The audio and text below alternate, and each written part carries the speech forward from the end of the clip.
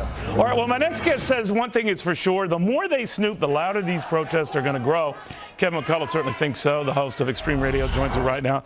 Kevin, what do you make of this and the boundaries you feel and have written very eloquently these cross? Well, Neil, thanks for having me back, first of all. Secondly, I think that this is one of those things where Americans just know, when they see it in black and white right in front of them, that something's wrong with it. And one of the things that the graphic that you put up didn't say was another piece of the quote that was from the White House blog that kind of embodied the specific forms of communication that they would like you to report on. One was emails, one was websites, but one was also, and I took great delight in noting this for people that had not seen it, was casual conversation.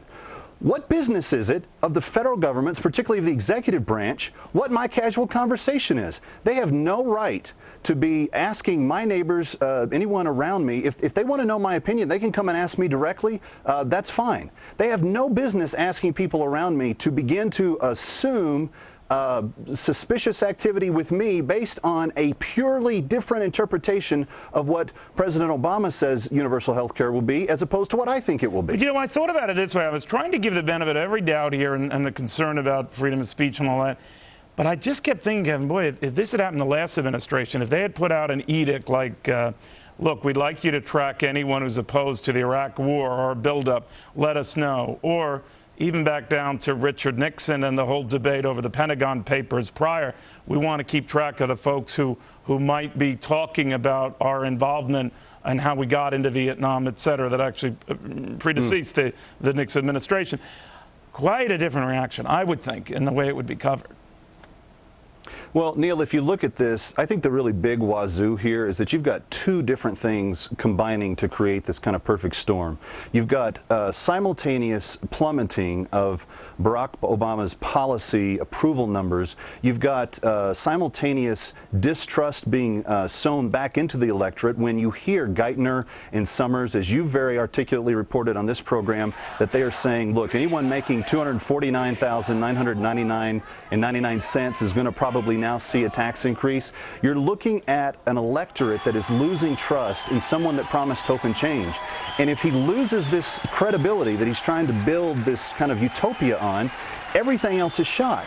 That, coupled with what we have been able to educate ourselves on regarding the healthcare debate in the last number of months, is combining to form this double whammy against the administration at this time. Well, at this time, they're also controlling our studio lights, which worries me.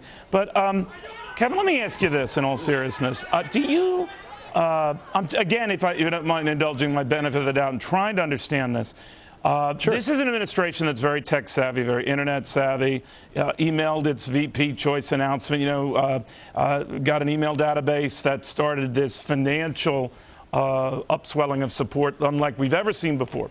So they want to know on the internet what folks are saying and then catalog it on the internet what folks are saying so they can flood emails out to counter what they're saying.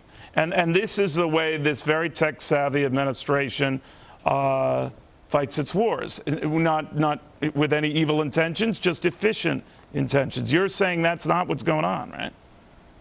I'm saying that there is a trust gap that is growing, and the problem with us accepting the benefit of the doubt explanation, as you've just articulately put it for us, is that we're seeing promises being broken in other regards. And when it comes to my personal privacy, the privacy of my own conversation, and Neil, as I might add, this isn't about a suspicious suitcase being left in the middle of Grand Central Station or some vehicle that's parked somewhere that looks suspicious. This is something that has to do with the core fundamental belief of taxation and health care, and we're having our own debate about it. If we're not allowed to have that in the confidence and privacy of our own home, in our own conversations, and our own casual conversations, this is no longer America.